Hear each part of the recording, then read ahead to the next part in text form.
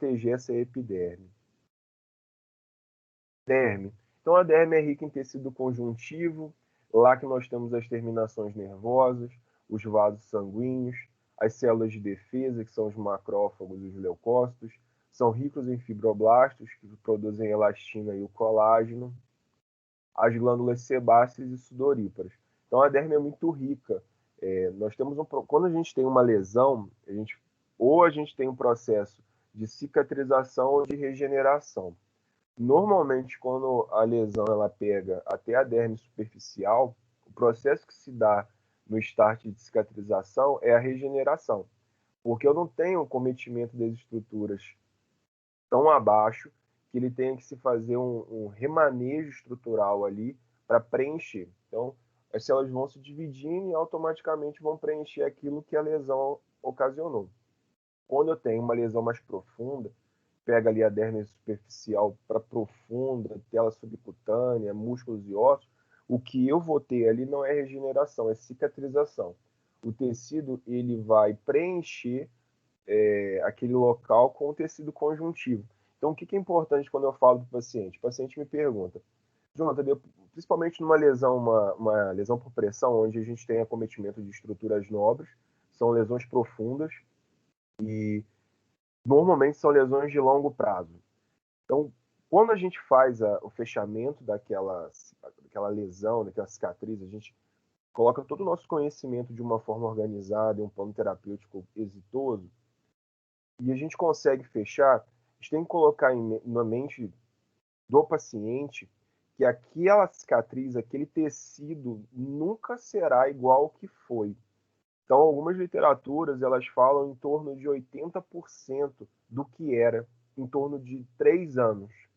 Então, nunca vai ser o que era. Por exemplo, na pele nós temos, como já fala aqui na derme, terminação nervosa, vaso sanguíneo, glândula sebácea e sudorípara. Onde concordar comigo que uma lesão muito grande, ela vai danificar essas estruturas.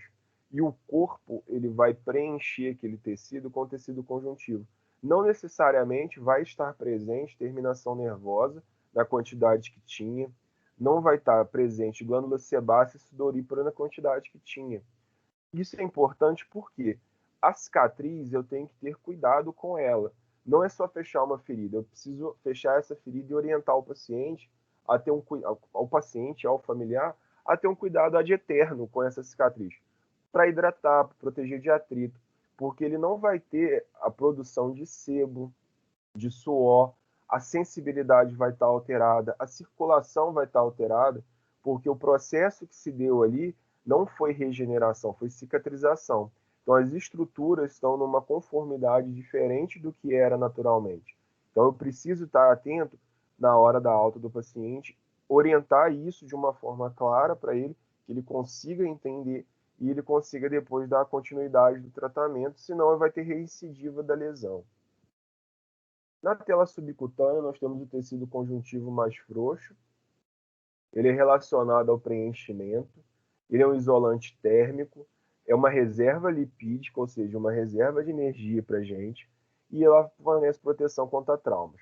Então, um paciente não necessariamente mais obeso, ele vai ter menos riscos de ter lesão por pressão. Isso é uma falha que a gente tem na percepção clínica, que quanto mais o paciente tiver gordura, mais protegido ele vai ter das preeminências ósseas. Uma parte importante que a gente tem que pensar que o tecido conjunto, a tela subcutânea, né, o tecido gorduroso, ele não é ricamente rico em circulação, como por exemplo a derme. Então a gente tem uma circulação mais pobre. O tecido, a conformidade dele é diferente da derme.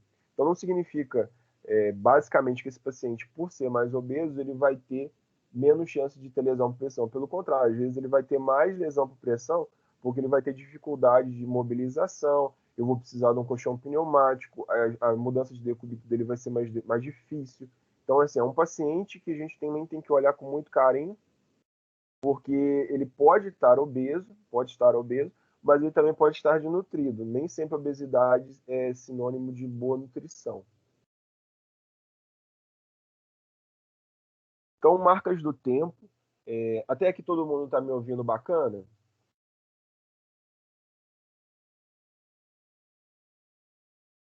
Pode abrir o áudio, pessoal.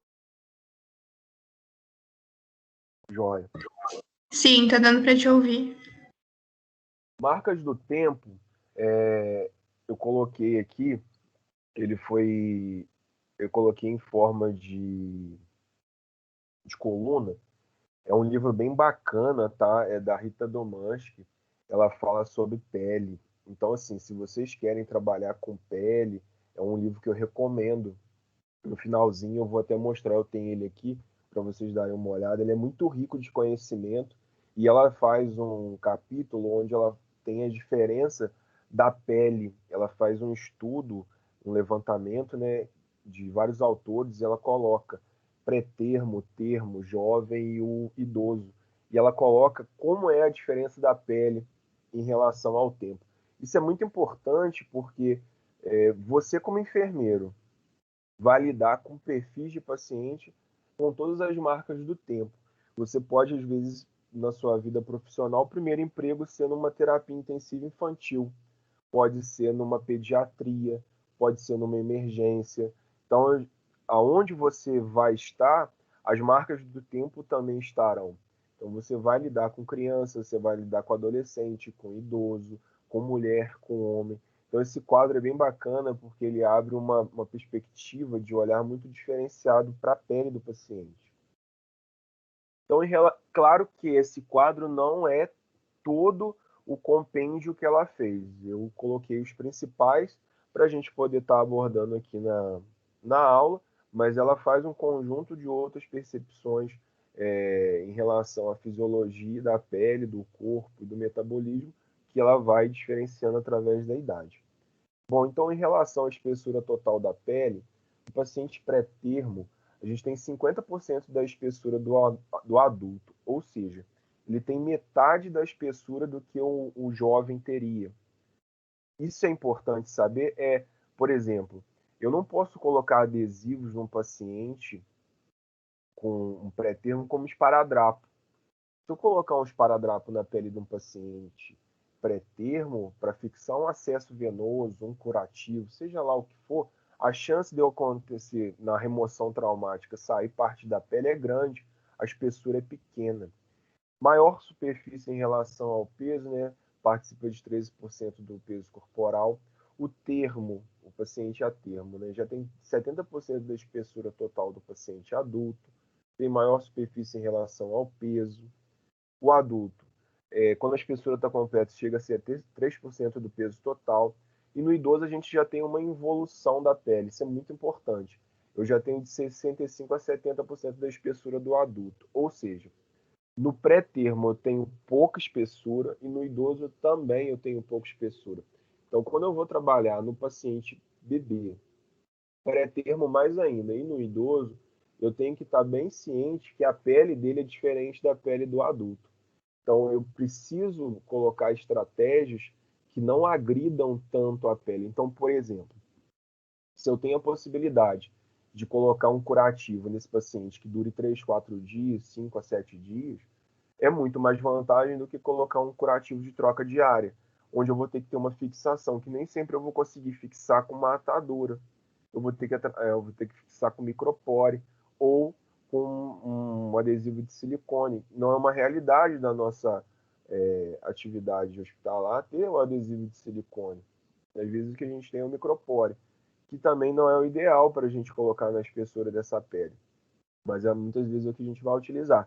Então, se eu posso optar por curativos que fiquem mais tempo, eu acabo poupando essa pele do paciente também. A periderme, ela está presente no pré-termo até 120 dias, não está no termo, nem adulto nem idoso. A epiderme, né, que é a camada mais externa, no pré-termo tem de 2 a 3 células de espessura. No idoso também já cai de 10 a 50%, ou seja, os extremos da idade começam a ter aquela pele mais fina. Se você reparar no idoso acima de 60 anos, você começa a ver a circulação, o leito venoso com mais facilidade, porque a espessura da pele ela vai reduzindo. E uma coisa importante também aqui, que a epiderme e a derme, elas são conectadas através da junção dermoepidérmica. É como se fosse ganchos que travam uma parte na outra. Então, por exemplo, se você pegar sua pele agora, seu antebraço, colocar a sua mão e fazer um movimento de cima para baixo, igual eu estou fazendo aqui, você vai ver que a sua estrutura da pele ela vai se deslocar por igual. No idoso e também no pré-termo, essa junção dermoepidérmica, ela não está bem estruturada.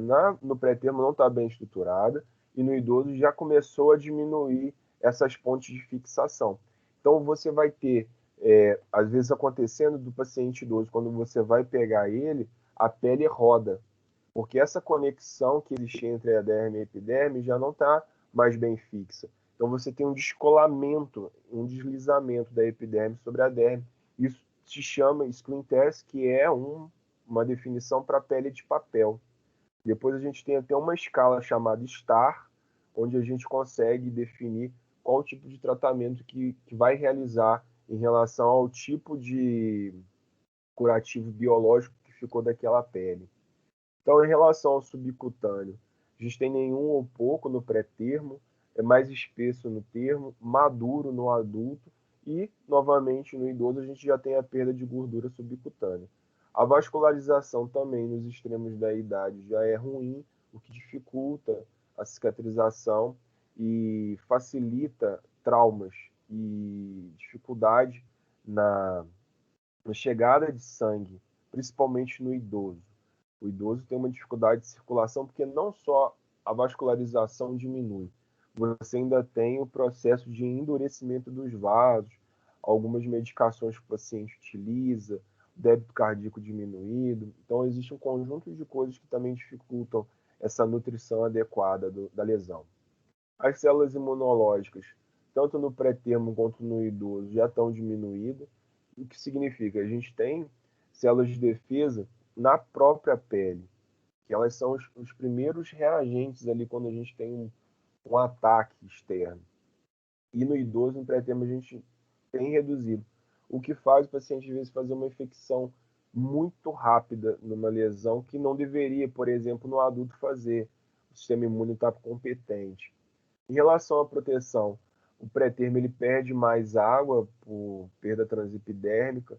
No idoso, a gente já tem essa acidificação da pele sendo alterada para alcalinização. Isso não é legal. Ele começa a ter uma pele mais ressecada. Esse manto lipídico que tinha na pele íntegra diminui também, então fica aquela pele porosa. Você passa a mão, parece que sai um pó, tá? Tem a redução de produção de sebo, redução de produção de suor. Então, é um paciente que eu preciso hidratar. Hidratar externamente. Como? Com cremes especiais para a pele do idoso.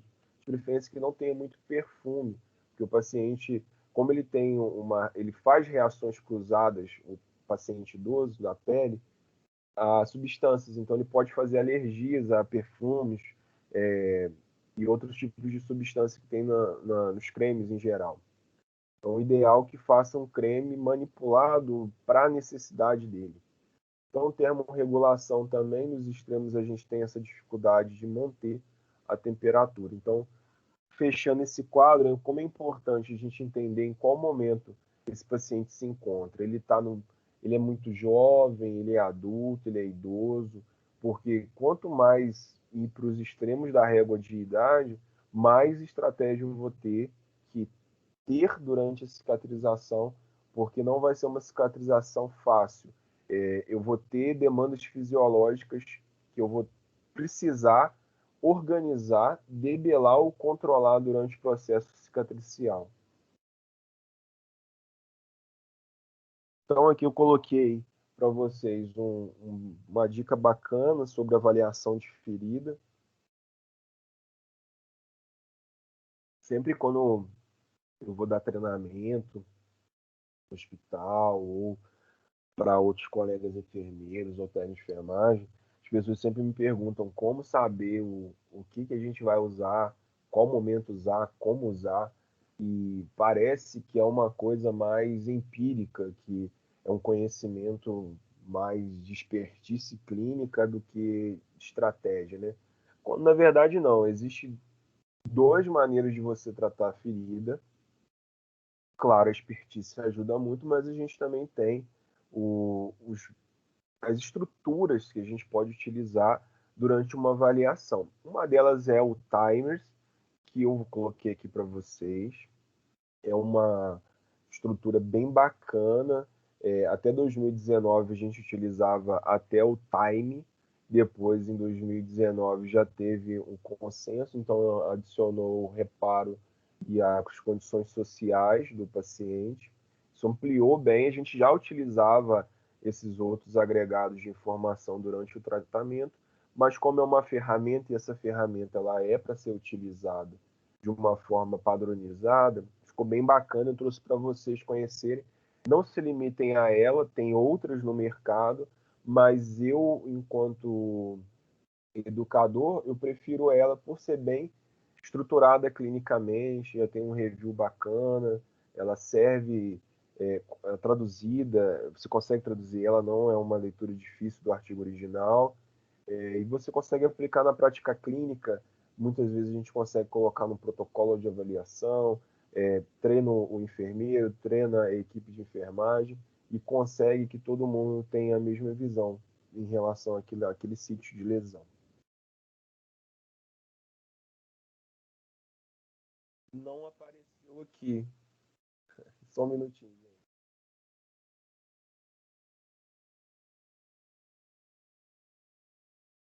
Tá fora da ordem.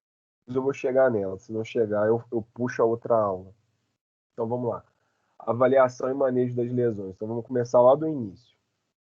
Primeira coisa que a gente tem de desafio na assistência, quando o paciente, a gente está em contato com esse paciente, são as crendices. É aquilo que o paciente traz de bagagem, é aquilo que ele traz de vida. E a gente tem que entender que o profissional enfermeiro, ele é um educador nato. Nós temos a responsabilidade social de instruir o paciente, família e sociedade, dentro daquele conhecimento técnico, que é a prática baseada em evidência, que é a nossa diretriz de trabalho. A gente precisa tudo estar bem argumentado.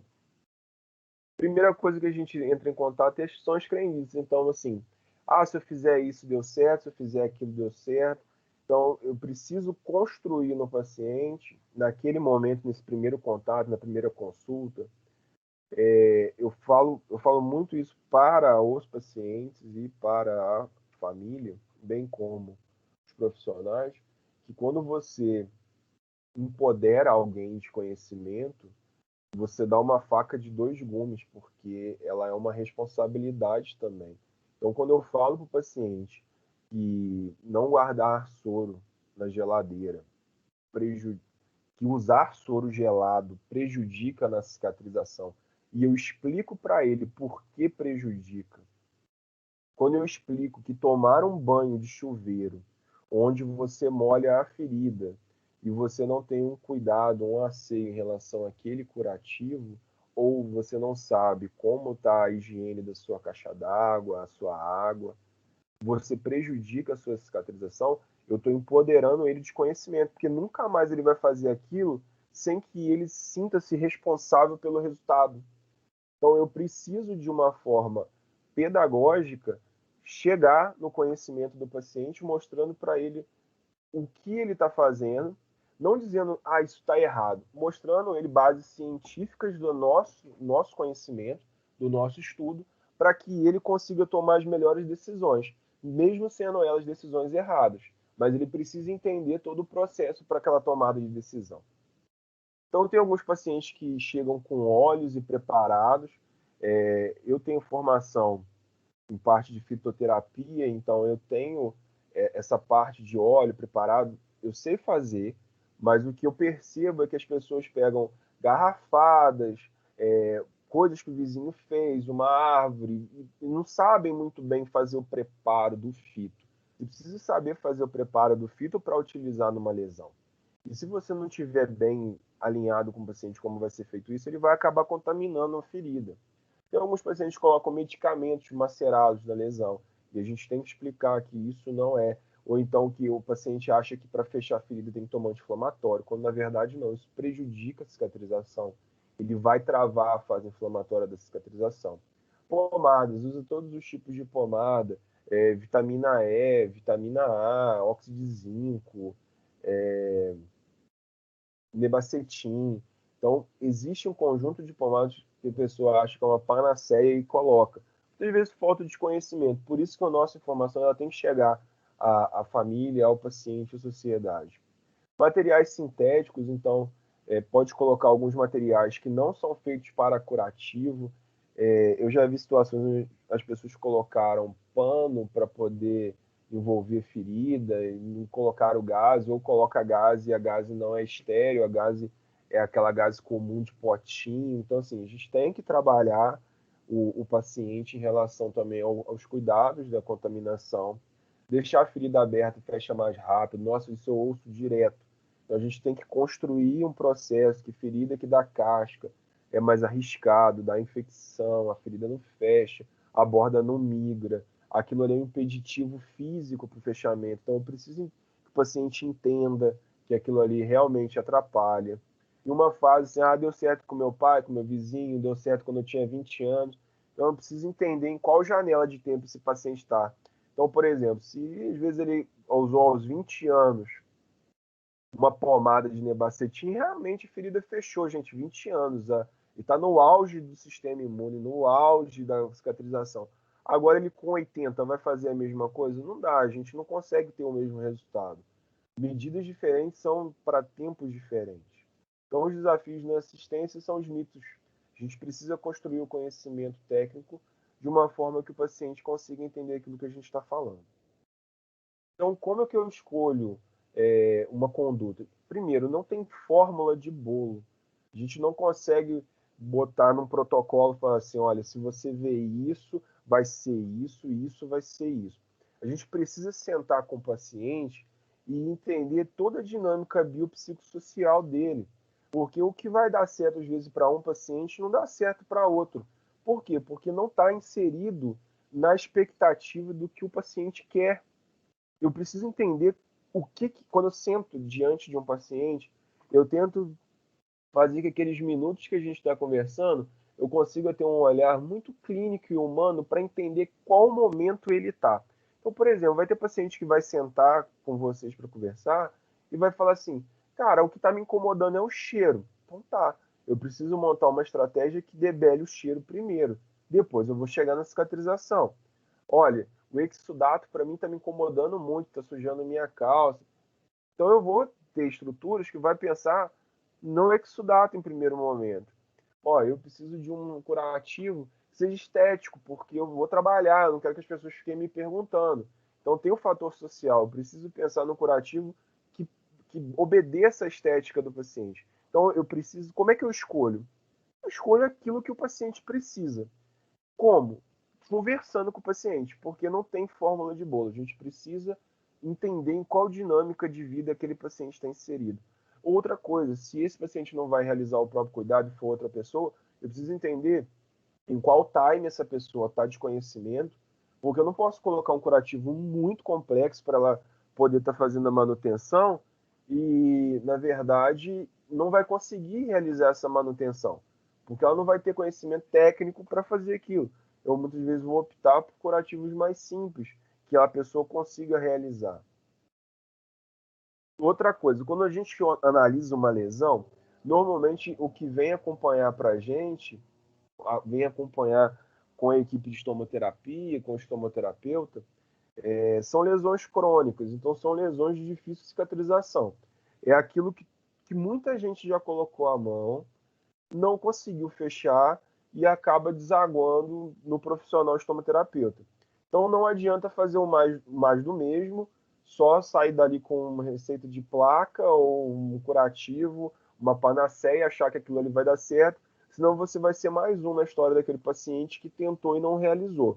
Então realmente, você precisa sentar com esse paciente perguntando, mas por quê, quando, como, por quê, mas isso deu certo, não deu? Você precisa chegar lá na causa raiz. O paciente, quando vem para você, você está vendo sintoma. Você está vendo ali a ferida. Mas e o que ocasionou aquilo ali? É hipertensão, é diabetes, é edema de membro inferior, é a falta de mudança de decúbito, é falta de hidratação da pele, é um prurido, foi uma infecção. O que ocasionou aquilo? Porque se eu não trabalho a causa, eu vou continuar tendo os sintomas e a consequência, eu não vou conseguir fechar essa lesão.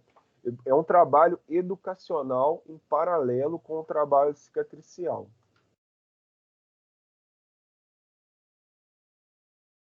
Agora, propriamente dito, a gente vai entrar na fase da cicatrização. É importante a gente ter essa fase em mente. Algumas literaturas vão ter 4 fases, outras vão ter 3 fases, mas a grande maioria vai ter 3 fases.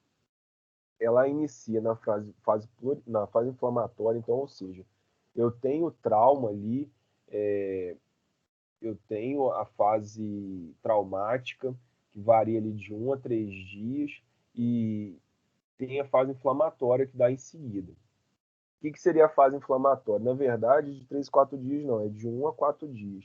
Esse 3 aqui está errado, tá? Depois eu vou fazer a correção no slide.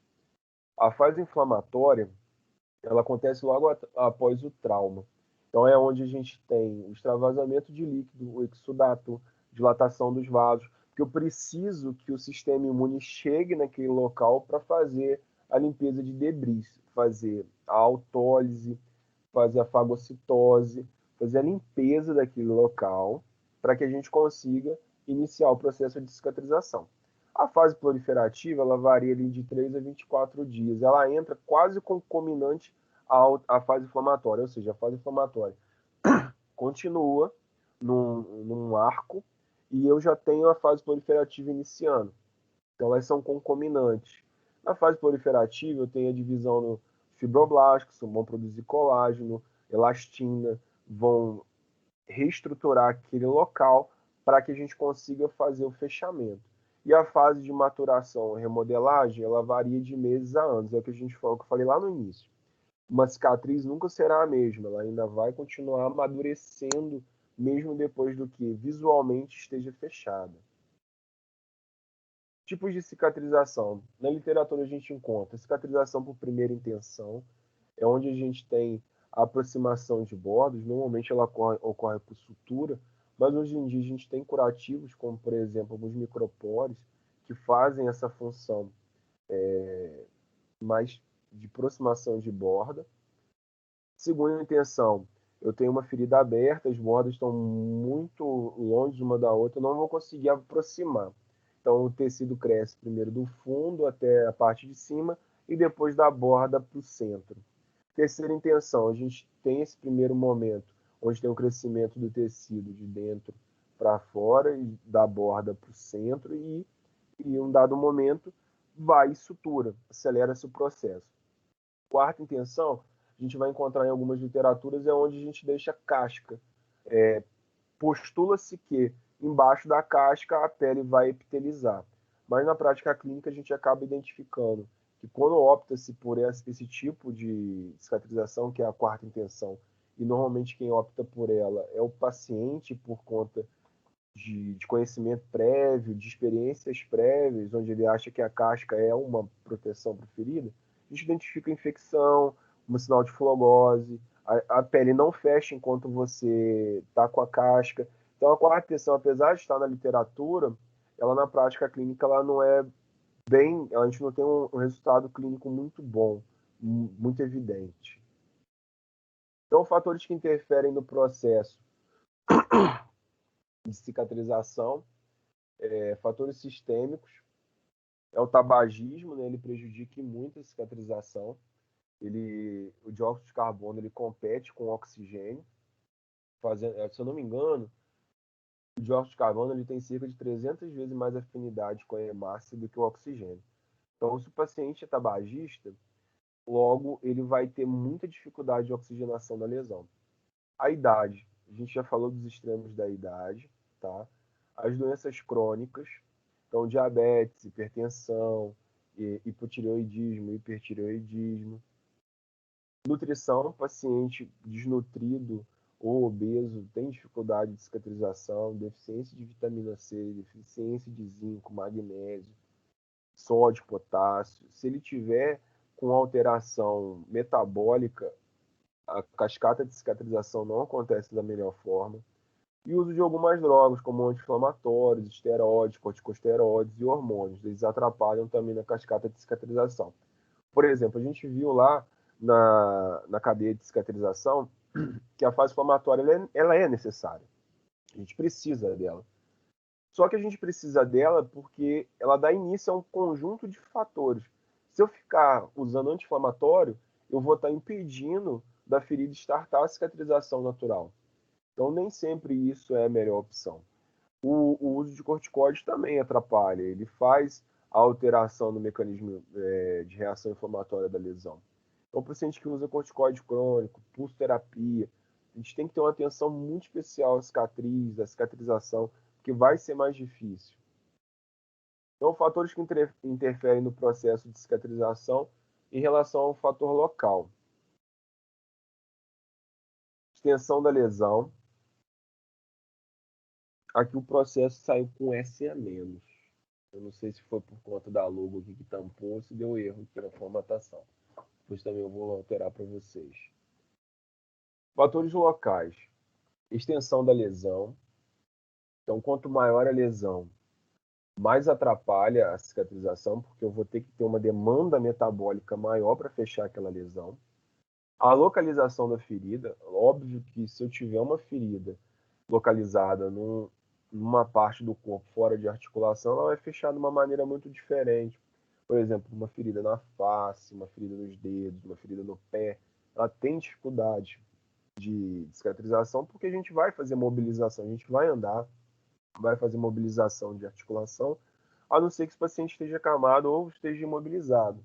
O edema dificulta muito a cicatrização. Então, por exemplo, se você tem uma ferida de perna para cicatrizar, passo 1 da terapêutica é reduzir o edema.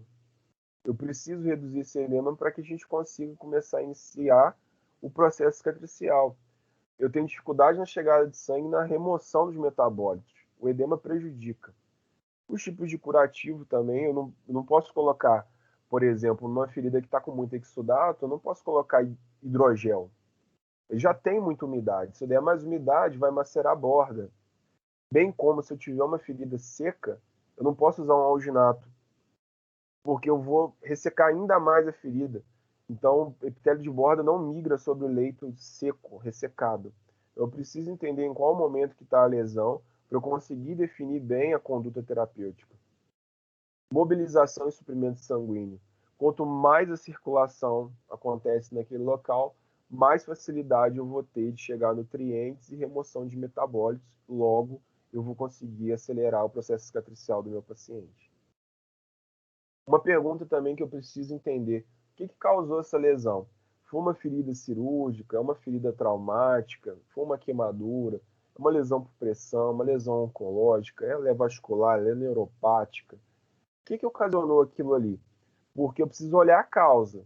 Se essa causa for recorrente, essa ferida não fecha. Eu preciso controlar o processo. Então, por exemplo, foi uma lesão traumática. Bem, foi um acidente, aconteceu. Mas é uma lesão por pressão. A lesão por pressão ela pode ser prevenível. Determinados sítios de lesão, eles são praticamente 100% preveníveis. Então, às vezes o que falta ali não é só o tratamento. Claro, a gente vai realizar a terapêutica, nós vamos prescrever o cuidado. Mas eu preciso também prescrever a assistência, o cuidado daquele paciente. Mudança de decúbito, utilização de colchão pneumático, colchão viscoelástico, uso de coxins, hidratação da pele. Então, é um conjunto de atendimento além da lesão, porque senão isso vai ser recorrente.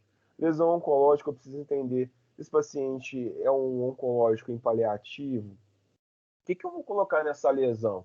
Não posso colocar qualquer lesão. Eu preciso pensar que essa lesão oncológica ela é uma lesão em proliferação de células que não são fisiológicas, elas não estão com metabolismo normal. E meu objetivo ali é colocar material que vai acelerar o processo de mitose. Então, calma aí, às vezes é melhor ir para um controle de exudato, sangramento, dor. Então, qual que é o momento desse meu paciente? Um instrumento bacana agora chegou no danado do instrumento que eu falei para vocês, que é o Timers. Esse é um consenso muito legal, muito bacana. Ele fala sobre o tecido, sobre a inflamação, sobre a umidade, sobre a borda. E entrou em 2019 o processo de regeneração e os fatores sociais. Com esse instrumento, a gente consegue montar um plano terapêutico muito bacana no início da nossa jornada enquanto enfermeiro. A gente precisa ter um conhecimento mais técnico para implantar uma prescrição. Então, por exemplo, até 2019 a gente parava na borda, literalmente, né? A gente parava na borda. Então, até a borda, vou explicar para vocês como é que funciona o time. Então, no T, quando eu vou olhar uma lesão, eu vou olhar o T. O que que é o T? SUI não viável, é tecido não viável. Então, fisiopatologia, o que está causando aquela matriz defeituosa? São detritos que impedem a cicatrização? Eu tenho uma ação clínica, porque eu já tenho um diagnóstico clínico ali do T. Então, eu preciso debridar. Como eu vou fazer isso? Aí é a minha indicação. Eu preciso debridar porque eu preciso restaurar a pele, eu preciso tirar aquele tecido necrótico para expor o tecido de granulação e fazer a cicatrização normal. O resultado, quando eu executo uma boa ação, é o tecido viável. Então, eu vou olhar para o I agora, infecção e inflamação. E uma alta carga bacteriana, uma inflamação prolongada, os aumentos da protease, diminuição dos fatores de crescimento. A gente tem que lembrar que sempre que tiver inflamado cronicamente uma ferida, eu tenho um conjunto de substâncias deletérias ao tecido. Então, eu preciso quebrar esse ciclo vicioso. Imagine que a bactéria está ali, ela está incomodando a ferida e o meu corpo quer matar ela. Como? Dilatando o vaso sanguíneo para chegar ao sistema imune no local. Isso vai ser uma inflamação crônica. Então, eu preciso utilizar de pensos curativos, PHMB, prata, para diminuir esse perfil bacteriano para que minha função fisiológica inicie, diminua as proteases e eu consiga aumentar o meu fator de crescimento. Então, quando eu consigo fazer isso, minha ação clínica é remover a infecção, fazer o manejo da inflamação. No efeito, eu diminuo carga bacteriana, inflamação, diminuição de protease, aumento de frequência cardíaca, do lado intensivista, aumento de fatores de crescimento. E o balanço bacteriano, ao final, ela fica bacana, ela reduz a inflamação. O M vem de umidade, né, que é a umidade desregulada. Cuidados com os extremos, nem muito seco nem muito úmido. Eu preciso ter um balanço de uma umidade natural. De borda, as bordas não avançam, às vezes ela está em epíbole. O que é epíbole? Às vezes a ferida está muito funda e a gente não fez o preenchimento lá para poder estimular a cicatrização por segunda intenção. E a epíbole é quando a borda dobra, então a ferida fica como se fosse uma cavidade, ela não vai nem para frente nem para trás. Então eu preciso restartar a cicatrização ali para ele. A gente vai ter que fazer técnicas de fechamento avançado. Às vezes eu vou fazer uma escarificação de borda, eu vou utilizar um alginato que estimula mais. Às vezes eu vou precisar passar por plástico, o plástico fazer um debridamento ali mais agressivo da borda para poder reavivar ela. Então eu preciso pensar em qual estratégia se essa borda não estiver migrando também. E aí, no consenso de 2019, a gente já tem o início do reparo e os fatores sociais. Então, no início do reparo aqui que acrescentou, a observação. Ver se essa cicatrização está lenta, então a gente vai pensar em terapias alternativas. Aqui nas terapias alternativas que a gente vai ter mais conhecimento assim de uso, é terapia de pressão negativa, está muito em uso, a utilização de plasma, a laser terapia, a oxigenoterapia hiperbárica. Então, tem um conjunto de outras estratégias hoje no mercado, vindo com mais tecnologia, que a gente vai fazer uso na parte de reparo. Quando essa cicatrização, a gente já fez o dever de casa, já chegou no E, fez tudo direitinho e ainda continua ruim a ferida. Então, a gente vai utilizar de outras medidas para poder estar acelerando essa cicatrização. E os fatores sociais é uma coisa muito importante. Eu falo que é o alinhamento de mapa mental. Então, situação social. O que adianta eu prescrever um material para o paciente se o paciente não vai ter dinheiro para comprar? Eu tenho que pensar naquilo que ele consiga manter. Outra coisa, o paciente entende o que eu estou falando? Ele sabe que eu estou explicando para ele, ele está entendendo, ele só está balançando a cabeça. Eu preciso fazer a contra-informação. Então tá, me explica agora aquilo que você entendeu, para a gente conseguir alinhar o mapa mental. Eu preciso entender o que, que o paciente chegou de conhecimento naquilo que eu falei. Às vezes eu falei um conjunto de termos técnicos, não entendeu nada, balançou a cabeça. Falei, pô, missão cumprida, tá indo para casa. Mas não é assim. Evite usar muito termo técnico com o paciente, principalmente se ele for leigo. Utilize um linguajar que ele entenda, tá? E quando a gente consegue isso, a gente consegue uma melhor adaptação do paciente, da família, ele entende o tratamento, ele se sente motivado, ele tem uma atividade de aprendizado maior, você tem um aprendizado psicológico também nele, é uma ação que ele se torna importante no tratamento, porque ele entende que ele é papel fundamental, ele não é uma ferida, ele é um personagem que naquele momento da sua vida está com uma ferida. E ele é responsável para auxiliar na cicatrização. Ele, a família e sociedade. Então, quando a gente vai falar de cobertura, tem alguns critérios básicos que a gente pensa, tá? Quando a gente fez o time, tá, eu já sei o que eu tenho que fazer. O que eu vou prescrever agora? Turner, já em 1982, ele coloca algumas características de um curativo ideal. Qual que é o curativo ideal? Manutenção do ambiente úmido.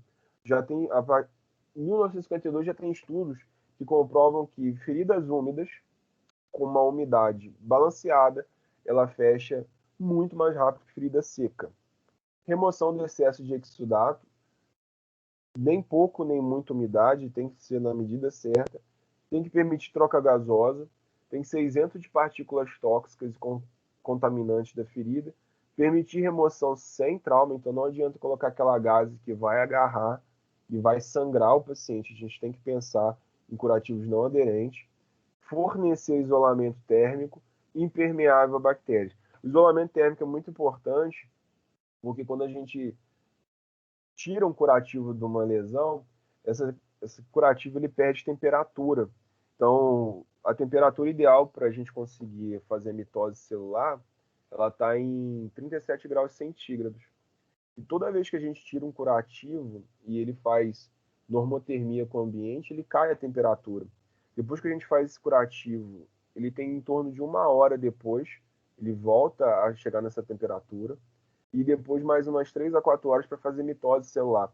Então não tem essa de trocar 3, 4 vezes o curativo no dia. Isso vai estar dando passo para trás no paciente. Investe num curativo mais caro um pouco, mas que tem uma tecnologia que te permita trocar de 24 em 24, de 48 em 48. Lembrando sempre isso, que quanto mais a temperatura tiver no ideal, a usina de cicatrização vai estar ideal. Se a gente ficar baixando a temperatura, a usina de cicatrização vai diminuindo também a sua atividade. Que é muito importante. Não há cobertura ideal, mas existe um momento ideal para cada cobertura. Então a gente precisa entender em qual processo, em qual momento que aquele paciente está, para a gente prescrever a melhor conduta. Então eu posso começar com a GE, acabar com a alginato, posso começar com a alginato, acabar com a GE, posso iniciar com a papaina, passar no alginato, acabar com a GE. Então é bem dinâmico. A gente precisa entender em qual momento está aquele paciente para a gente ir prescrevendo. Eu vou falar agora daqui até o final da aula de alguns produtos da nossa prática clínica para ajudar vocês a abrir as portas de conhecimento. Não existe só isso no mercado, tá? Isso é a ponta de um iceberg. Você tem muito material de curativo. E conforme vocês vão vivenciando a experiência clínica, vocês vão vendo que alguns materiais vocês vão ter mais afinidade por conta da estrutura, por conta do preço, da facilidade de troca. E aqui está o conjunto de algumas marcas, mas não me definam só por essa marca, não se definam só por essas marcas. Essas marcas são algumas que eu trabalho, mas tem vários no mercado, está sempre saindo coisas novas. Então, em relação à solução de limpeza, hoje a gente tem o PHMB, que é a polihexanida. Hoje a gente tem algumas marcas no mercado, tem o Prontosan, tem a Piosana. Qual que é o objetivo? O objetivo do PHMB, ele é um bactericida, ele faz um controle bacteriano na ferida sem ser citotóxico, o que é uma maravilha, porque você não fica naquela Sensação, nossa, eu não tenho prata para usar, caramba, é muito caro, na minha cidade não tem, como é que eu vou fazer? O paciente não pode comprar, mas às vezes ele consegue comprar um frasco de polihexanida. E aí a gente consegue fazer o manejo bacteriano ali, microbiológico, com a PHMB solução. Ah, o paciente consegue manter aí eu preciso de um hidrogel, a ferida está seca, mas ela também está num local ruim, pode infectar, eu preciso ter um controle ali de perfil bacteriano. Gel de PHMB, ele age muito parecido com o hidrogel, com a ação da polihexanida e a betaína, que a gente vai ter a ação também bactericida. Então, ele vai quebrar o biofilme, vai entrar, vai matar, a gente vai ter um controle.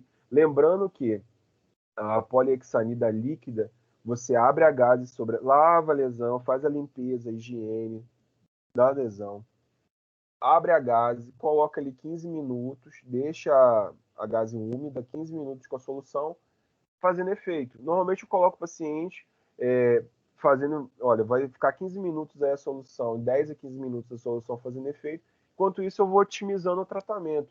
É, recolho os dados do paciente, faço uma educação em saúde, eu utilizo esse tempo para que ele seja produtivo.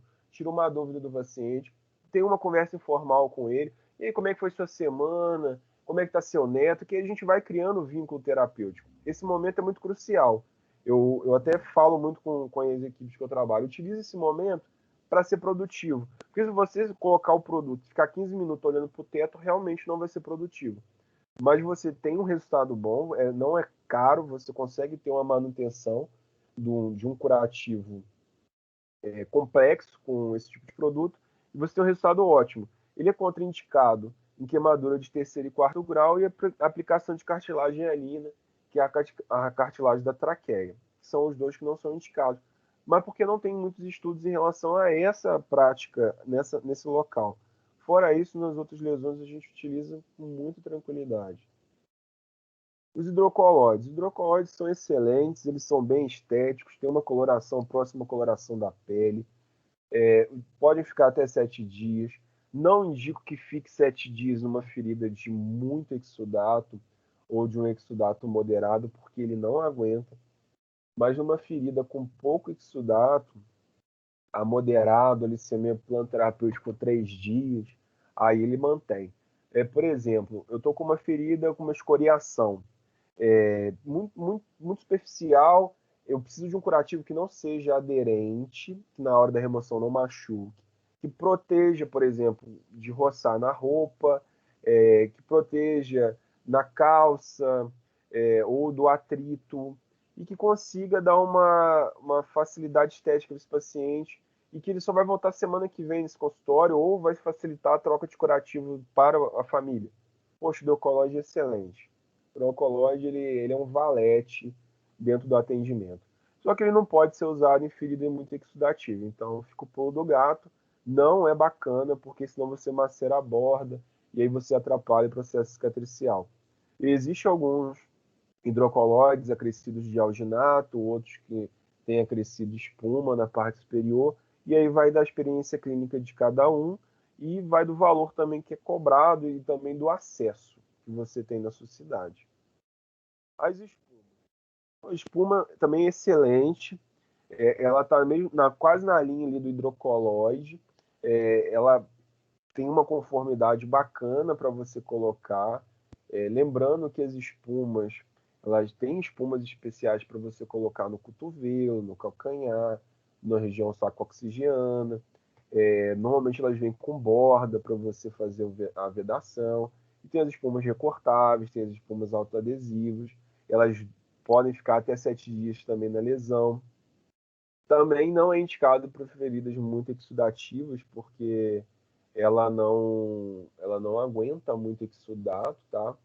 Ela tem o seu grau de saturação, porque ela, quando absorve, ela tem um mecanismo chamado Luckaway. O que é o Luckaway? É uma tranca. Então, ela tem uma quantidade específica de tranca durante a absorção, que uma hora vai chegar no seu limite. Então, a gente precisa entender ali qual que é o limite de saturação da placa. Eu programei trocar 7 dias, mas aí o paciente já me falou que No quarto, quinto dia, ele começou a ter extravasamento na atadura, não ficou legal o cheiro. Então, eu tenho que reduzir essa troca para 5 5 dias, 4 4 dias. Eu vou adequando para o paciente aquilo que for melhor para ele naquele momento da lesão.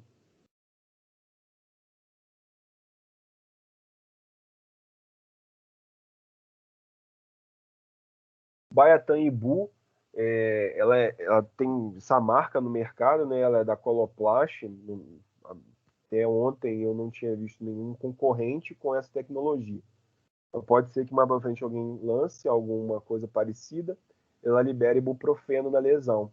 Tem o mesmo princípio da espuma, ela é recortável, ela pode ser utilizada, mas numa lesão muito dolorosa, ela é utilizada numa dose baixa de anti-inflamatório que não é capaz de impedir a reação fisiológica da inflamação, mas ela também diminui a dor. E ela tem a liberação controlada, então ela só vai liberar se tiver exudato.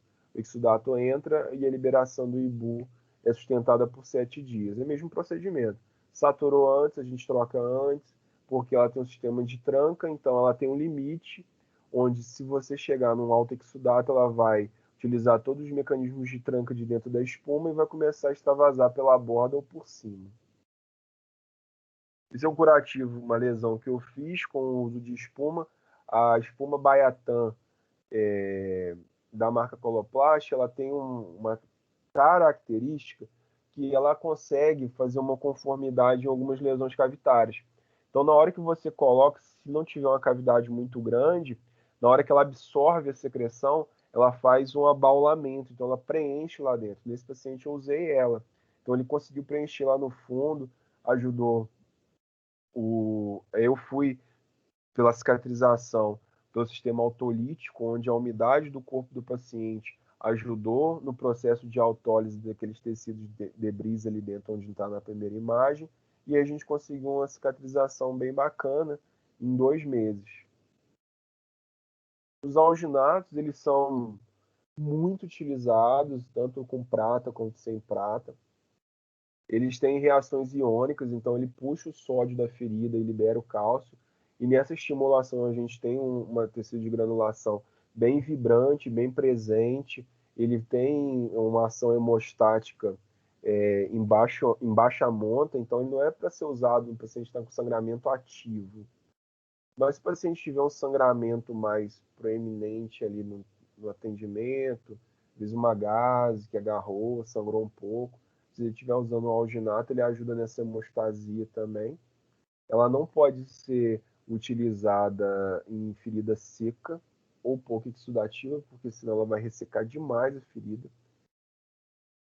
A bula do produto fala que pode ficar até 7 dias, mas assim, conselho de profissional que já está na lida, olhem com atenção o alginato. Ele não aguenta tanto tempo se tiver muito exudato.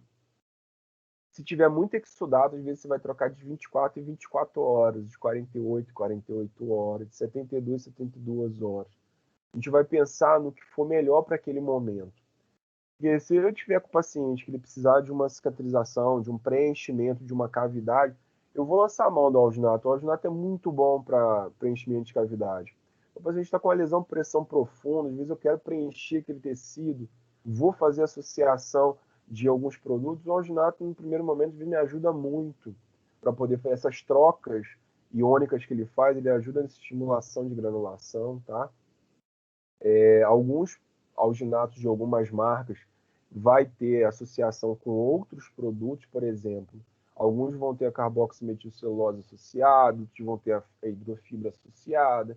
Isso vai ajudar, por exemplo, na retirada da placa. Tem alguns alginatos de marcas que na hora que você tira, ele vai se partindo, ele vai ficando na lesão. Ou seja, eu vou ter que mexer dentro da lesão para eu poder estar removendo esses debris que ficaram. Então, atentos na marca também, isso vem da prática clínica de vocês, para vocês verem qual que é a melhor marca que vão se adaptar, a melhor custo-benefício e o que tem no mercado próximo a vocês. Isso é uma lesão por pressão de uma paciente, a gente iniciou o alginato de 2 em 2 dias, olha a diferença de um leito hipocorado para um leito corado, migração de bordas. Na lesão 2, a gente já tem um trocante com uma lesão hipocorada, uns debris também. O alginato conseguiu limpar. A borda que estava em epíbole já começou a migrar também. Epíbole é aquele enrolamento que a gente falou lá atrás. Claro, não foi só obra do alginato, não foi só obra do processo do PHMB que a gente utilizou também. É um processo de nutrição muito presente. A gente precisa de um trabalho multidisciplinar muito presente, o trabalho da médica. Então, assim, é um paciente de atendimento domiciliar e que a gente tem uma equipe multi. Então, a equipe de estomoterapia está inserida dentro de uma equipe multi. Só o estomoterapeuta, só o curativo, não é mandatório para resolver o problema do paciente. E muitas vezes o curativo ele é a cereja do bolo. Eu preciso de uma estabilização clínica, eu preciso de uma compensação nutricional e eu preciso de outros profissionais estarem atuando. E essa paciente teve esse êxito por conta do conjunto dos profissionais que estavam trabalhando na equipe.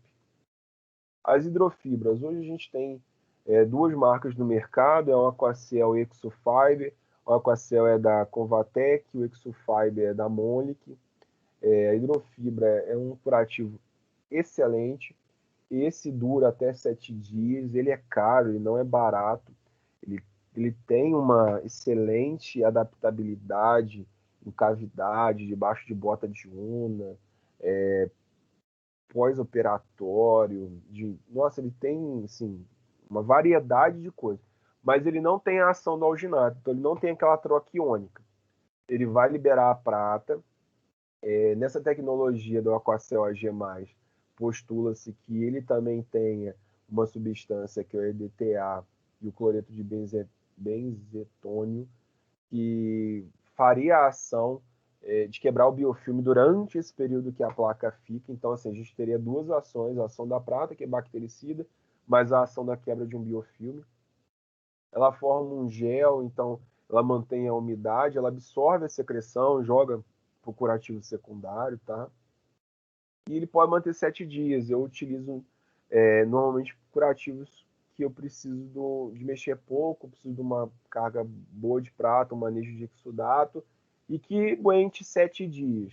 Normalmente eu troco ali com 5, 4 dias por segurança. Na bota de una eu troco em 7. É um curativo que aguenta bem a bota de una. Vale a pena vocês terem na vida clínica de vocês experiência com esse produto, com o Exofiber também. A estrutura deles são diferentes, mas são dois produtos muito bons também no mercado. Esse aqui foi um tratamento de bota de una com o hidrofibra com prata, tá? Essa lesão tinha 2 anos e meio aberta, tentou enxerto, não pegou. É uma lesão venosa pós-trombótica e teve resultado com a associação de bota de una e hidrofibra com prata. Os curativos não aderentes, a gente pode lançar a mão deles, excelente silicone. O silicone, tem silicone que consegue ficar aí 14 dias em cima de uma lesão, barateia bastante o custo, diminui dor, queimadura de primeiro e segundo grau, curativo de doador, local de doação de enxerto, lesões superficiais de abrasão. Você consegue fazer um combinado muito bom com silicone, ele não causa dor na remoção, então você pode tirar, olhar a ferida, devolver para a lesão, é muito bacana, sabe? Lesões que a pessoa está muita dor, você coloca, assim, dá uma outra qualidade de vida para o paciente. A primeira foto da esquerda é uma screen test, a paciente ela caiu, a pele saiu, silicone, ele é furadinho, associei com a GE para estimular, porque é um idoso, eu preciso de nutrição na lesão, e eu também não queria que a gase ficasse agarrada. Então eu precisava criar uma interface ali entre a ferida, o AGE, que eu precisava que chegasse na ferida para nutrir, e essa interface não agarrasse. Lancei mão do silicone, assim, muito bom resultado, 15 dias ali já estava nessa segunda foto, em 21 já estava fechado. Essa segunda foto é uma queimadura de segundo grau, Utilizei também silicone, associei com AGE, em 20 dias também já estava fechado. Depois é só a hidratação da cicatriz. Aqui foi uma cirurgia, quase uma amputação traumática de dedo. Garrava muita gás, eu precisava hidratar para tirar as crostas, e eu optei por fazer um combo ali com silicone e AGE também, consegui hidratar as crostas para poder remover e a gás não agarrava. Eu consegui tirar com menos de um mês certinho. Consegui fazer toda a toalete da lesão e dar alta para o paciente. Controlador de odor, a gente tem um bom controlador de odor, que é o carvão ativado. O carvão ativado, ele não filtra o cheiro, ele absorve o cheiro. Ou seja, o cheiro entra pelos canais do carvão e fica travado ali o odor, né? Alguns produtos não podem ser cortados, então a gente tem que dar uma olhada na marca que está comprando, tá? Lembrando que muitas vezes esse odor está associado à infecção, a uma colonização. Então, às vezes, eu só tratar o odor é bacana, mas eu também tenho que tratar a causa. Então, se a causa é um perfil bacteriano elevado, vamos lançar a mão de um produto com prata, às vezes um carvão ativado com prata, que aí ele vai filtrando o cheiro e já vai matando a bactéria, para a gente conseguir fazer esse controle do perfil bacteriano, microbiológico do local, para a gente conseguir tirar esse cheiro, porque senão a gente vai usar carvão ativado ad eterno, que eu não resolvi a causa. Lembrando lá daquele slide, eu preciso entender a causa. Entendendo a causa, eu atendo o paciente de uma forma mais completa. Terapia compressiva, a gente tem a inelástica e a elástica. Gosto muito da bota de Una, acho o custo-benefício dela muito bacana. Ela tem que estar associada ao ITB do paciente, então você tem que fazer o índice tornozelo-braço. Você tem que achar esse índice e ver se de fato esse paciente é indicativo para o uso de uma terapia inelástica, porque paciente com comprometimento arterial você não faz bota de Una. Você adequa a outros tipos de dispositivos no tratamento, porque a bota de Una ela pode fechar o fluxo sanguíneo. Então, se eu fechar o fluxo sanguíneo de um paciente arteriopata, eu posso estar fazendo uma isquemia local. Então, a gente tem que pensar muito no custo-benefício. Normalmente, as características de uma insuficiência venosa do tipo vascular, uma insuficiência venosa vascular, ela tem características muito dela. Por exemplo, dermatite ocre, que é aquela perna mais acinzentada, ela tem um edema associado, você vê telangiectasias, você vê veias varicosas. Então, ela tem as características dela. Não que não vá ter, muitas vezes, a associação de doença periférica arterial. Mas você vai fazer o exame clínico no paciente para poder indicar a bota de Una. Por isso que as pessoas têm tanto receio de usar a bota de Una. Porque se você não souber clinicamente a indicação, você acaba atrapalhando o paciente. Então, às vezes, você coloca o paciente liga apavorado, sentindo dor, porque você não avaliou de forma correta a indicação da bota de Una. E existem outras coisas que a gente consegue utilizar, não sendo a bota de Una, para terapia elástica. Tem multicamadas que a gente consegue utilizar. O paciente muitas vezes pode utilizar uma meia com zíper, com uma compressão menor. Isso sempre batendo um papo bem bacana, bem aberto com o vascular, com o angiologista do paciente, trocando uma ideia. Olha, estou pensando nisso, o que você acha? A circulação dele tá com pulso bom. Normalmente eu peço para o paciente trazer um Doppler para mim de perna, se ele tiver, para eu dar uma olhada também, para ver como é que está isso. Normalmente, às vezes, o médico já prescreveu até uma terapia elástica nesse paciente, uma meia elástica, e o paciente não usa. Ele ainda não sabe da necessidade. Enquanto tiver o edema, a ferida está aberta. Então, é um curativo bom, bacana, barato, salva a perna, salva a vida, mas ele tem que saber ser indicado. São 2 casos aqui com terapia pressão inelástica, que é a bota de Una. São 2 casos também de lesão vascular venosa, de difícil tratamento, exudato, dermatite ocre, células de Milian, ou seja, lesões antigas. Eu precisava controlar o edema para eu conseguir fechar a ferida. Então, Não adiantava usar as placas ou isso se eu não associasse com a terapia de pressão, a terapia inelástica, bota de onda. Com isso a gente consegue um resultado muito bom em pouco tempo. Feridas assim de 20 anos, 15 anos, 10 anos, você consegue fechar em 6 meses, um ano, com tratamento adequado. E fora isso, nesse período o paciente não queixa de dor, não tem incômodo, diminui o cheiro, diminui os desconfortos, e é muito mais fácil ele seguir a jornada dele. Normalmente são pacientes ativos, trabalham, então eles precisam estar aí de pé, e a gente vai adequando o tratamento à fase dele. Essa aqui é uma foto bacana para você ver como é que a bandagem elástica ela reduz o edema. Então, essa cliente aqui ela tinha uma lesão nas duas pernas, coloquei bota de onda numa perna e na outra perna. Durante a semana, ela sentiu dor, ela sentiu coceira na perna esquerda. Então, ela coçou a perna esquerda e, naturalmente, ela tirou a bota para coçar. E os cuidadores não colocaram de volta, porque não sabiam colocar. Na perna da direita, permaneceu a bota.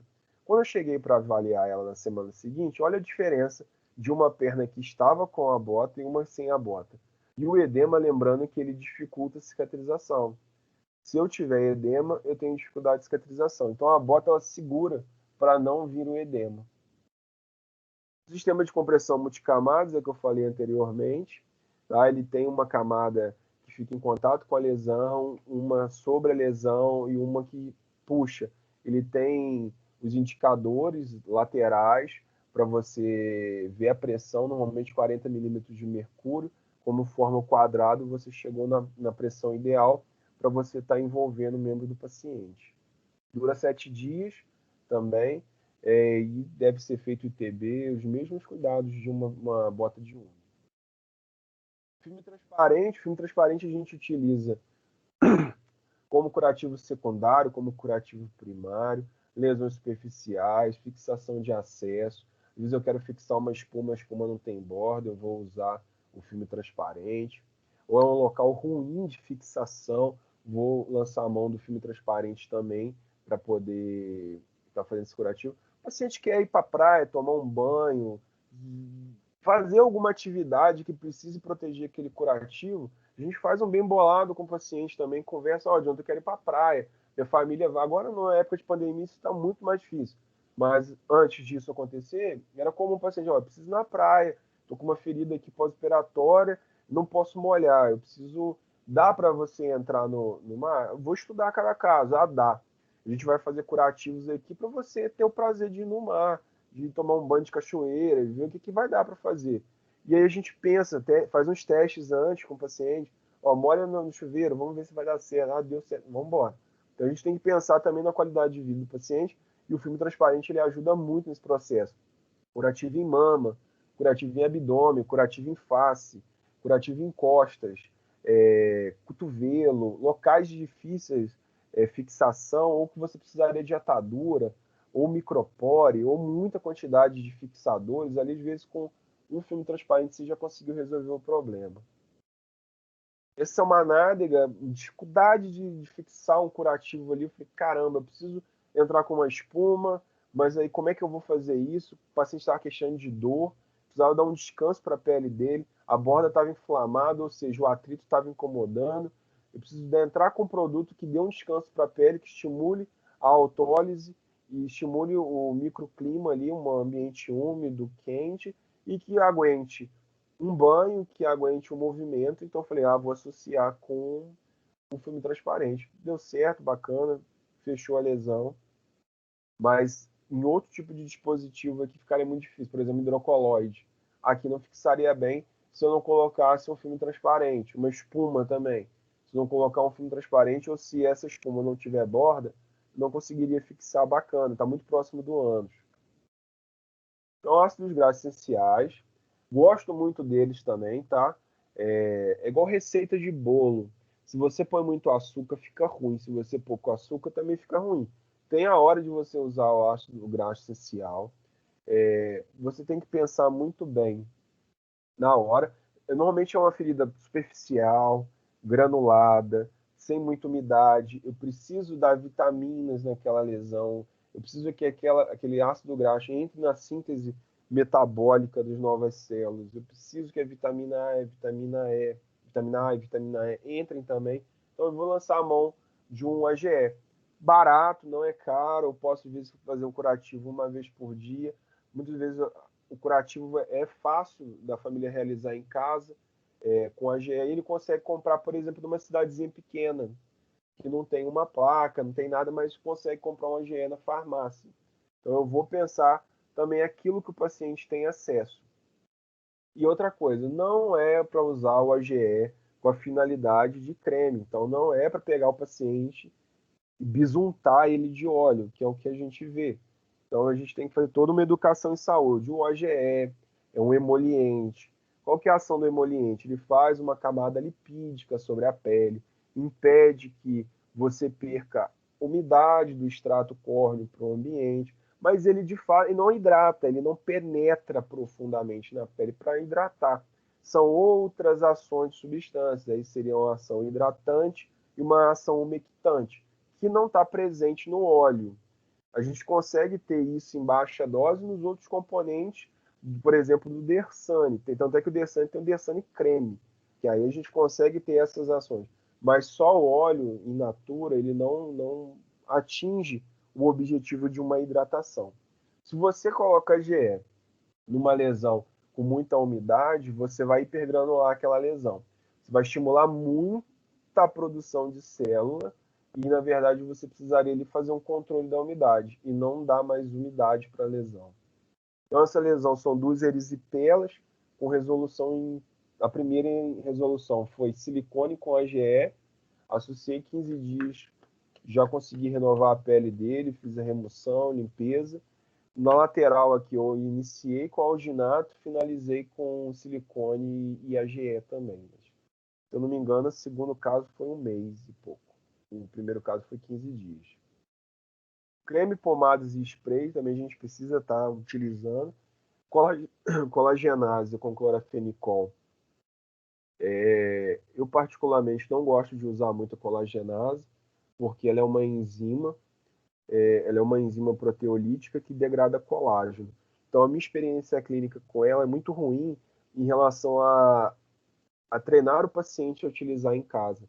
O paciente acaba botando a gase e coloca em toda a extensão da lesão, quando na verdade eu preciso que o debridamento químico aconteça no tecido desvitalizado, no colágeno desvitalizado. Se isso cai no colágeno bom, vai degradar o colágeno bom e a gente pode até fechar a ferida, mas às vezes a gente vai ter uma cicatriz muito ruim, muito fraca, vai ter uma recidiva de lesão ali. Então, ou a pessoa usa colagenase com muito critério, sabendo aonde vai utilizar, sem fazer aquele espalhamento na lesão, usa só onde tem que usar ou nem usa. A gente vai para outros mecanismos de utilização. Algumas colagenases tem na bula troca de 12 em 12 horas, outras de 24 em 24 horas. Não é uma pomada barata, tá? É uma pomada com um preço relativamente caro, para dependendo da demanda da cicatriz da ferida. Às vezes uma ferida muito grande, não vale a pena você estar usando a colagenase, você vai usar outro tipo de produto. Então, você vai ter que colocar também o que o paciente consegue pagar, tá? E o que ele vai ter acesso. E outra coisa, ele vai conseguir fazer a execução desse curativo de uma forma correta? Vai entender o que é um tecido de necrose? Vai colocar só ali? Se você tiver dúvida em relação a isso, nem prescreve. Muda para outra opção.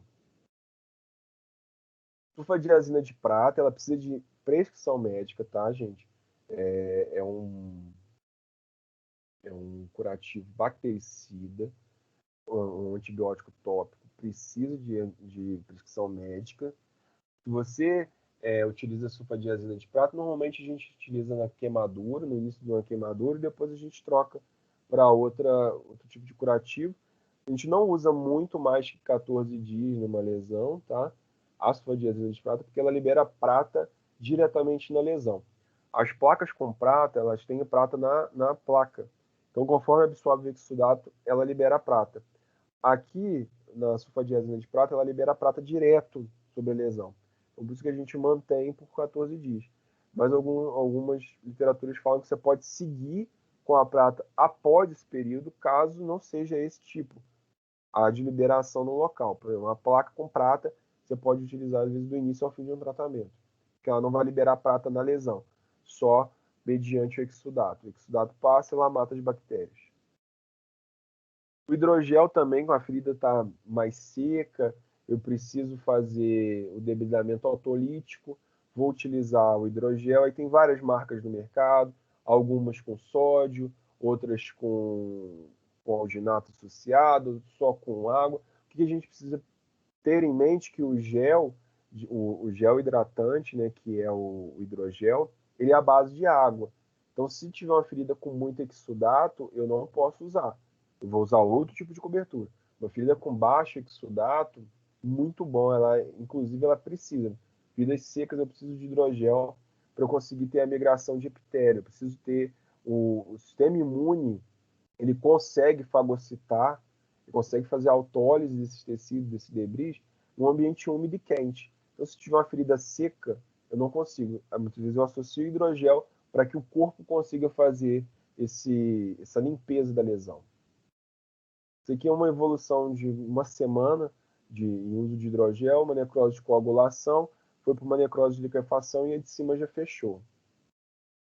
O confio barreira, utilizo bastante para borda de lesão, muito exudativa, ele protege, faz uma hidratação, possui substâncias que devolvem o pH da pele, muito bom para a assadura do paciente, as assaduras associadas à dermatite associada à incontinência. Ela faz um manto protetor também e ajuda bastante no tratamento coadjuvante, quando a gente tem uma ferida grande, com um alto exudato, ou com uma lesão próxima de nádega, que o paciente teve diarreia, incontinência urinária e fecal, e lesionou.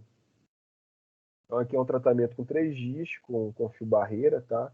A gente tem o Cavilon barreira, alguns têm alguns produtos que os outros não têm, mas vocês conseguem utilizar o que tiver no mercado. Tem outras marcas também concorrentes.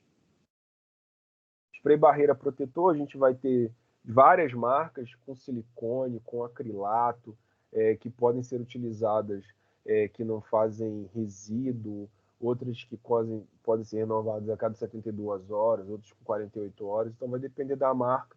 Vocês precisam olhar a bula, tá? Não é indicado você usar em recém-nascido, né, neonato, até o mês de vida, por conta da imaturidade de pele e absorção que a gente viu lá atrás. Então, cuidado quando a gente for usar em silicone em crianças, tá? Ele forma uma camada protetora, tá? Por exemplo, se o paciente tinha muita umidade na pele, eu utilizei uma placa com prata nele para a gente corrigir o processo de biofilme ali, mas ele tinha um alto exudato na perna e, por ficar em pé, o exudato desce. Então, ele macerava a borda. Comecei a proteger a borda com o spray, parou, impermeabilizou e eu consegui ter uma evolução de borda para cima, porque borda macerada não é borda que migra. Papaina também, ela é dose dependente. Ela é para a gente quando opta por fazer debridamento químico. Eu gosto da papaina porque nós temos uma imunoglobulina na epiderme que ela é inativa, ou seja, tecido viável ele inativa a papaina, tecido inviável não inativa, ou seja, ele vai fazer proteólise do tecido inviável, mas ele não vai agredir o tecido que está viável. O que a gente vai identificar quando usa papaina em dose alta num paciente é que pode ser irritada, ela pode ficar irritada a pele. Então a gente tem que tomar cuidado com as doses em relação à papaina. Outra coisa, quando você for fazer a manipulação da papaina, dê opção para o gel, não para o creme. A atividade enzimática no creme é muito menor do que a no gel. Então, gel é superior, se não me engano, dura de 4 a 6 semanas, mais ou menos, na concentração de 2 a 4%. Então, não faça papaina com muita quantidade, faça sempre pouco. Não faça em pote, faça em bisnaga, peça para manipular em bisnaga. A prescrição da papaina é a prescrição do enfermeiro, não precisa ser prescrição médica. O enfermeiro com técnica, com conhecimento, consegue fazer isso. E aqui está a definição. Tecido de granulação a gente usa 2%. Ele é a mesma ação do hidrogel.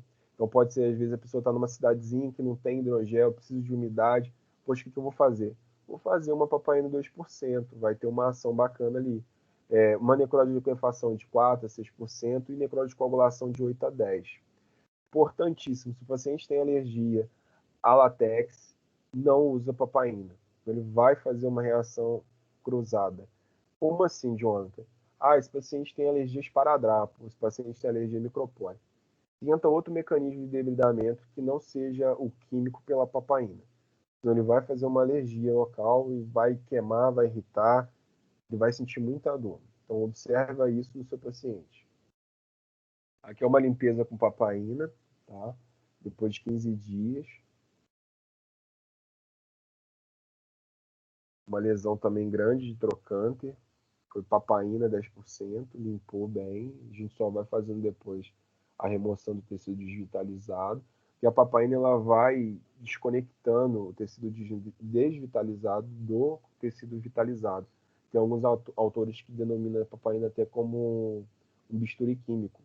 E você de fato vê, quando você começa a usar a papaina, ela vai descolando o tecido inviável do tecido viável. E as novas tecnologias, né? A gente tem a terapia biofotodinâmica, que é a laser terapia.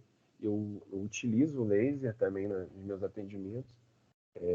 É um curso específico que a gente faz. Muito bom o resultado. Assim, gosto demais do laser. A ozonioterapia também, tem alguns colegas que utilizam ozônio, tem bons resultados. Eu não tenho experiência clínica na ozonioterapia, mas os meus colegas têm resultados tão bons quanto eu na laser terapia. Terapia de pressão negativa também é um curativo caro, mas é um curativo com uma boa taxa de resolutividade. Ele pode ser feito intra-hospitalar, ambulatorial ou em domicílio. A oxigenoterapia hiperbárica também é um bom recurso. Alguns procedimentos são mandatórios para realizar no plano, outros adultos têm DUT específica, que define o que é obrigatório ou não para o plano de saúde. E a terapia larval, que também tem sido colocada nas literaturas, só que eu não tenho experiência clínica nela. E eu acreditaria que eu também teria um pouco de resistência dos meus pacientes em relação à terapia larval. Mas é o que tem no mercado. Aqui não tem, não coloquei aqui, mas também tem um recurso, né? A gente tem o recurso da fitoterapia também, entrando junto com os alopáticos. Então você pode, em algum momento, utilizar curativos com base de fitoterápicos. Normalmente eu mando manipular em concentrações específicas, com substâncias específicas, são bem definidos para cada paciente, para utilização na lesão, no curativo ou na pele. Então, é um recurso também. Quanto mais recursos a gente conhecer, mais o paciente ele vai ser bem assessorado, tá? Bom, a explanação acaba nesse momento. Eu vou abrir aqui para vocês fazerem as perguntas. Boa noite, enfermeiro Jonathan. Eu sou a Tainara. Consegue me ouvir? Consigo perfeitamente. Eu sou a presidente da LAENF e eu vou ler as perguntas que me mandaram aqui no chat para você, tá? Desde já agradeço por ter aceitado o nosso convite. Foi um prazer, foi bem bacana. A Giovana Albuquerque, ela perguntou o que é um paciente pré-termo?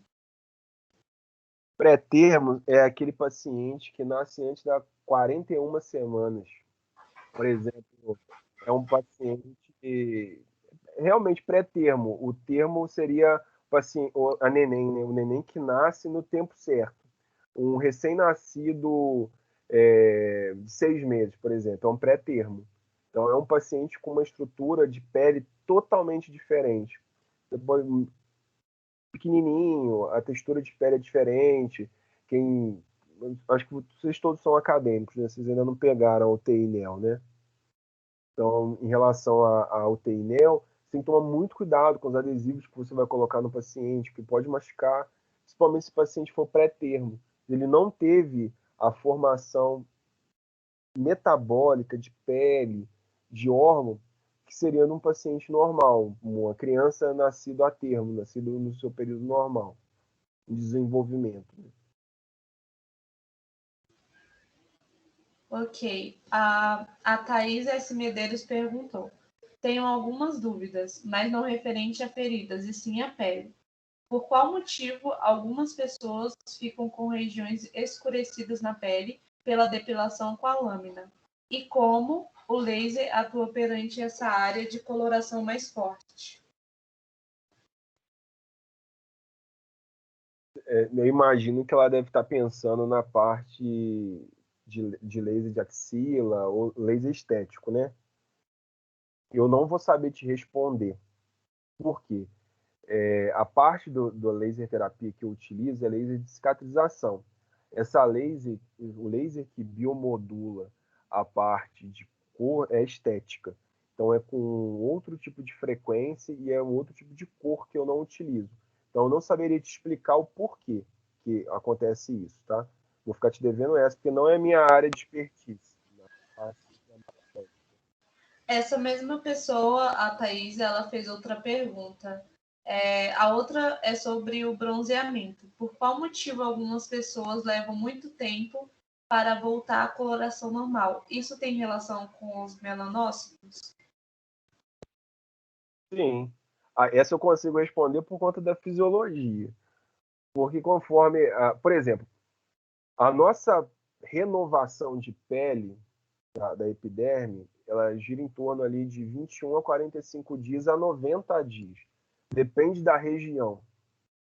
Então, por exemplo, um paciente quando tem muito melanócito, se ele é estimulado, ele produz melanina. E aí ele vai ter uma pigmentação durante esse período de renovação da pele. Se porventura esse paciente ele não se renova ao sol, ele não toma mais sol, ele vai clareando, porque vai chegar uma hora que a pele lá de baixo, lá da camada basal, vai crescer, vai vindo, vai renovar, e ela não vai estar tão estimulada de melanina quanto a outra estava. E ela vai descolando na camada córnea, a pele mais escura, e a pele mais clara ela vai dando origem ali em seguida. Muito obrigada. O Lucas Ferreira de Moraes, ele perguntou: a partir de quantos dias a papaina começa a fazer o efeito debridante na lesão? Ó, tecnicamente falando, na hora que você coloca ali, ela já começa a ação. Visualmente falando, eu espero em torno de uma semana, 2 semanas. Normalmente é o que precisa. Se não tiver essa ação, ou você não dosou bem a dose necessária. Por exemplo, se eu tenho um tecido de necrose, eu preciso muitas vezes esquadrinhar para que a papaina penetre. Só colocar a papaina num tecido de necrose, ele não vai conseguir, ele vai conseguir tirar lâminas da parte superficial da necrose, mas não vai conseguir penetrar. Quando eu consigo fazer a entrada da papaina mais profunda, ela vai descolando o tecido. Então isso visualmente é muito clássico. Você puxa o tecido de necrose, ele vem saindo junto. Então, quando você usa a papaina, ou você. Por isso que eu tomo muito cuidado quando eu vou prescrever papaina em relação às farmácias de manipulação. Isso também influencia demais.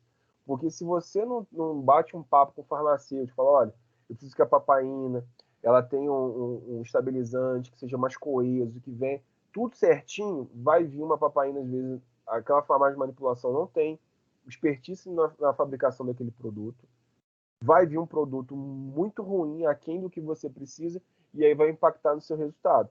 Mas, clinicamente falando, a gente tem resultado na hora. Visualmente falando, a gente tem resultado em torno de uma semana a 2. A Larissa Neves perguntou: o AGE ele não deve ser utilizado para prevenção de assaduras ou LPP, certo? Já vi casos em que foram utilizados. Já, inclusive, eu também já usei, porque a falta de conhecimento faz a gente errar demais. Por isso que eu falo, a gente tem que colocar o conhecimento para motivar a sociedade. O AGL é emoliente, então, assim, quando a gente vai estudar os tipos de hidratante de pele, creme de pele, a gente tem 3 cadeias: os emolientes, os umectantes e os hidratantes. Então seria o seguinte: o emoliente ele faz uma camada lipídica, ele tem os óleos essenciais, que fica ali na camada de cima, impede a umidade de sair, fixa na pele a umidade. Beleza. Mas ele não hidrata, ele não penetra. Quando eu tenho umectante, é uma substância que absorve a umidade do ambiente e mantém ali o leito mais úmido. E hidratantes são substâncias que dão água, então dá umidade para a lesão. O ideal do creme é que ele tenha essas 3 substâncias. Se você usa só um hidratante é uma coisa, se você usa só um umectante é outra, o emoliente é um resultado.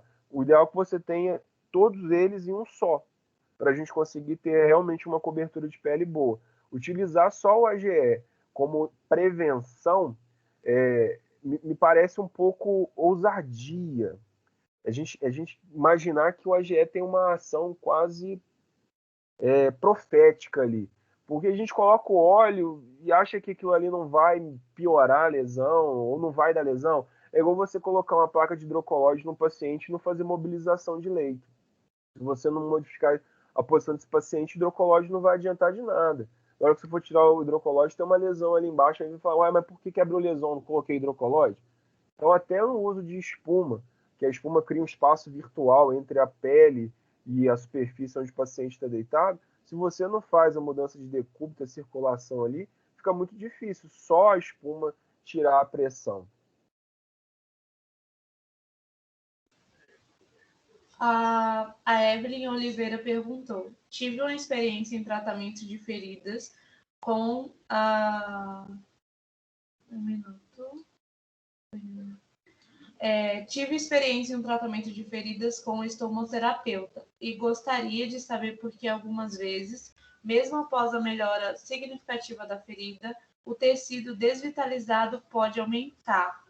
A sensação que tive era que quanto mais debridávamos, mais tecido desvitalizado surgia e atrapalhava a cicatrização.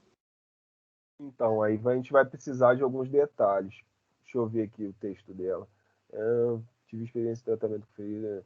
Então, por exemplo, um paciente com uma lesão de perna, vamos botar uma lesão de perna, que tem uma circulação deficitária, enquanto eu não olho a causa, que é a circulação deficitária, e pode não ser a minha área de expertise de trabalho, a área do vascular, precisa entrar com flebotônico, precisa fazer um bypass, precisa fazer uma intervenção cirúrgica, o meu trabalho ele vai ser influenciado porque a causa ainda não foi debelada. Então, o que pode acontecer é isso, tratamento ideal, mas a causa ainda não foi debelada. Então, a causa pode ser N coisas, por exemplo, pode ser uma má circulação, pode ser uma desnutrição, pode ser uma contaminação da lesão, pode ser um conjunto de coisas, um LPP. O paciente está em terminalidade, tem as úlceras de Kennedy. As úlceras de Kennedy, você começa a tratar o paciente, a ferida dá uma melhora e piora, aí você já começa a perceber as características de uma úlcera de Kennedy. Então depende do que é a causa. Às vezes a gente olha para a ferida e olha só aquele momento. A gente precisa olhar a ferida e olhar o momento. Em qual momento essa ferida está inserida no quadro clínico do paciente? Porque não adianta você só olhar a lesão, precisa olhar exame, você precisa ver hemoglobina, plaqueta, você precisa ver albumina, você precisa ver como é que está a oxigenação, se tiver uma gasometria, você precisa ver a PCR, o VHS desse paciente, você precisa ver como ele está metabolicamente para você conseguir fechar a ferida. Então pode ser isso. Como você só acompanhou a parte da lesão, a ideia é que, visualmente falando, poxa, melhor e pior, melhor e pior. Então a gente sempre, toda vez que vocês forem entrar em contato com algum paciente portador de lesão, tenta ir na causa. Tenta ir na causa. Mesmo que naquele momento vocês ainda não tenham experiência clínica para chegar na causa, anotem e estudem.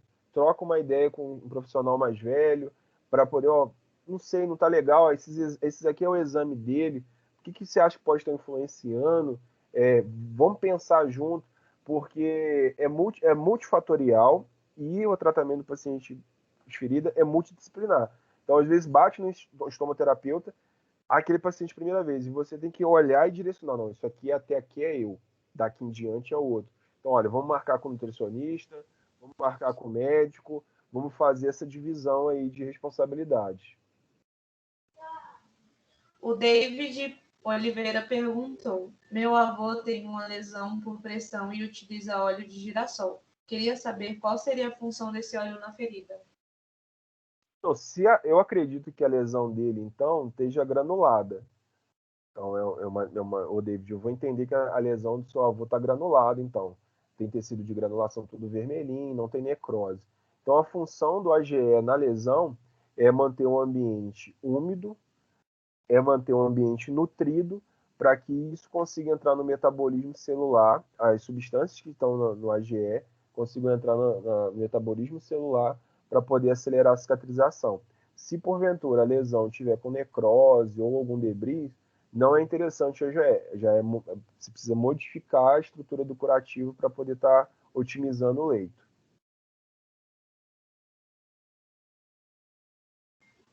Eu acho que no momento não temos mais uma pergunta. A Evelyn, ela diz que a paciente em questão havia realizado há 4 anos radioterapia e a ferida tratava-se de uma deiscência cirúrgica decorrente de amputação da perna. Mas essa radioterapia foi feita no local da perna? Assim, ela vai me responder aqui, mas é só para eu poder dar uma esticada. Quando a gente tem radioterapia, eu tenho alteração da estrutura celular, tá? Então, um local de radioterapia é um local de cicatrização totalmente alterada. Então, a Evelyn respondeu aqui pra gente, ó. Foi feita uma decência cirúrgica, decorrente de amputação da perna, e a radioterapia foi feita lá. Então, por isso que teve essa dificuldade. O processo, quando a gente vai estudar a radioterapia, ela destrói estruturas no processo. Então, esse processo de mitose celular, esse processo do crescimento vindo, fica tudo alterado. Então, isso é um fator assim. É muito difícil você cicatrizar uma ferida em cima de um local de radioterapia. Dá muito trabalho. Dá muito trabalho. Agora eu entendi por que vocês tiveram tanta dificuldade.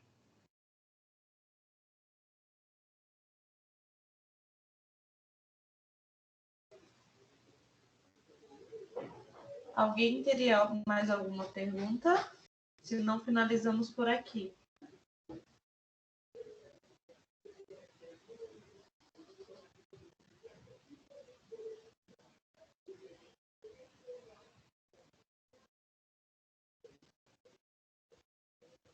Ó, então, Acho que podemos finalizar.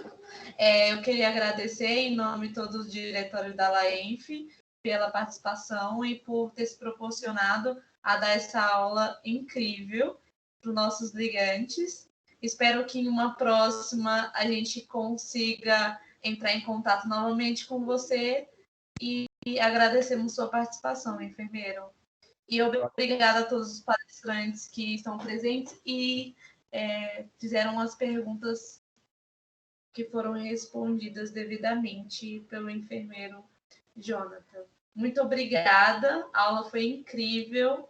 Eu acho que todo mundo aqui concorda e agradeço a presença de todos. E mais uma vez, obrigada. obrigado a todo mundo também. Obrigado a todo mundo que se dispôs a estar aqui. Sempre que eu tiver a oportunidade de ajudar, pode contar comigo. Precisamos sim, a gente tá um pouquinho mais velho aí na caminhada, precisa estar ajudando vocês na caminhada de início. As ligas acadêmicas, vocês são o futuro do Brasil, né, da nossa enfermagem. Então, a gente precisa estar preparando vocês para o mercado de trabalho, para que vocês façam toda a diferença lá na frente também. Porque uma hora ou outra a gente vai ficar mais velho, vai aposentar e vocês vão estar assumindo nossos postos de trabalho. E é um prazer estar sempre ajudando. Espero ter contribuído com vocês, com o meu conhecimento tenha chegado de uma forma objetiva, técnica e objetivamente, mas também com a sensibilidade de entender o momento de cada um para esse aprendizado. E porta aberta, depois me segue no Instagram também. Se tiver alguma dúvida, troca uma ideia lá comigo no direct. Eu sempre vou ajudando os parceiros aí pela caminhada. Para os ligantes e o pessoal presente, a gente vai enviar o Instagram do enfermeiro Jonathan. Caso vocês sigam ele, acompanhem eles nas redes sociais e a gente também. Agradeço a presença de todos. Muito obrigada e boa noite. Tchau, tchau, gente. Fica com Deus. Até a próxima.